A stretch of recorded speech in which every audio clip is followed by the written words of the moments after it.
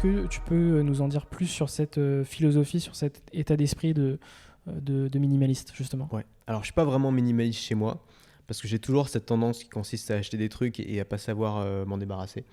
Donc en fait, je suis une fois par an, une fois tous les 2 ans, je vire la moitié de mes affaires et puis j'essaie de Tu fais repartir un avec tri. plein de trucs. Ouais, c'est ça. Souvent, c'est plus souvent c'est plus je prends un grand sac poubelle et je fous tout dedans et puis après j'essaie de le refiler, de le Au refourguer. moins, c'est réglé. Ouais, parce que le tri, je sais pas faire, j'aime pas faire ça, tu vois. En fait, j'ai surtout appris le minimalisme en voyage.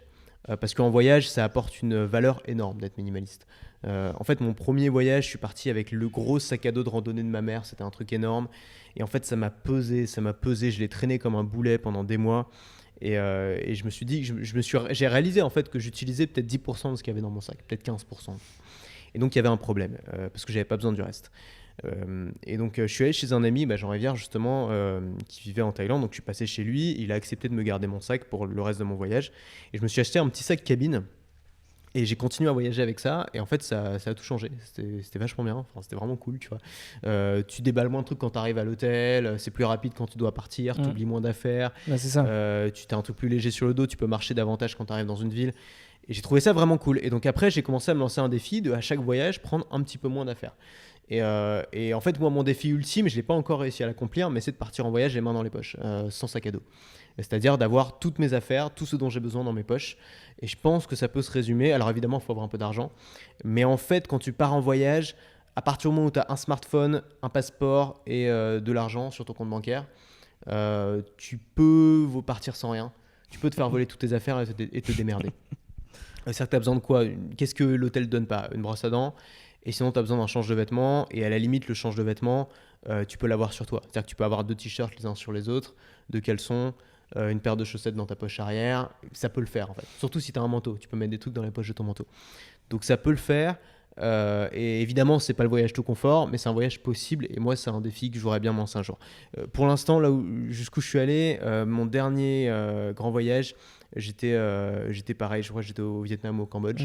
Donc à l'autre bout du monde, et je suis parti avec un petit sac, mais vraiment un petit sac à dos de 2 kilos. Donc 2 kilos, c'est plus léger qu'un sac à main moyen. Et dedans, j'avais un change de vêtements, j'avais un iPad, non, j'avais même pas de caméra. Si, j'avais une petite caméra, petite DJI Osmo Pocket caméra qui est toute petite. Oui, je connais bien. Ouais. Vraiment cool. Et une lessive et un sac pour faire la lessive, donc un petit sachet de lessive en fait en poudre. Okay. Et donc tous les soirs je faisais ma lessive dans le sac, dans le lavabo de mon hôtel, et je faisais sécher le linge pendant la nuit, et le lendemain je mettais mon change de vêtements et puis comme ça je roulais comme ça et pendant combien de temps changes, en fait. Combien de temps t'as fait ça? J'ai fait ça j'ai dû voyager pendant 2-3 semaines comme ça. Ok, ouais, c'est cool. Quoi, le prochain objectif de voyage, c'est de partir sans rien. Alors, c'est peut-être pas forcément pour le prochain voyage, mais j'essaierai de faire ça un moment, c'est sûr. C'est-à-dire partir sans sac. Okay. En fait, ce qui est vraiment cool, c'est quand tu arrives dans la ville et que tu n'es pas obligé de repasser à l'hôtel pour poser tes affaires.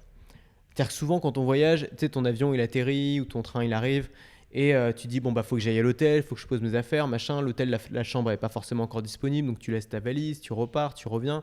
Ce qui est vraiment génial comme sensation, c'est d'arriver à un endroit, d'avoir un sac sur tes épaules suffisamment léger pour te dire je fais ma journée. Donc je sais pas, tu vas aller boire un café quelque part, tu vas aller bosser je sais pas où, tu vas visiter un truc, tu vas te balader dans un parc. Et au moment en fait, et ça se combine très bien en fait avec le principe qui est de réserver son voyage au dernier moment. Au moment où tu commences à être fatigué, tu sors Booking sur ton téléphone et tu réserves ton hôtel le plus proche en fait. Tu étais dans je sais pas quel quartier, le dernier truc que tu as visité, et tu te dis ok, je suis fatigué, hop, je réserve un hôtel, et tu y vas tout de suite. Okay. Et tu te poses. Et ça, c'est vraiment la forme de voyage la plus minimaliste évidemment, mais aussi celle qui te fait ressentir le plus de liberté. Parce que t'as pas d'affaires, t'as pas de trucs à trimballer, t'as pas de responsabilité, t'as pas d'engagement, t'as pas de programme à suivre. T'organises tes journées parfaitement comme tu veux. Tu peux bosser pendant ce voyage-là, il suffit d'avoir un ordi, tu te poses à un café, tu bosses.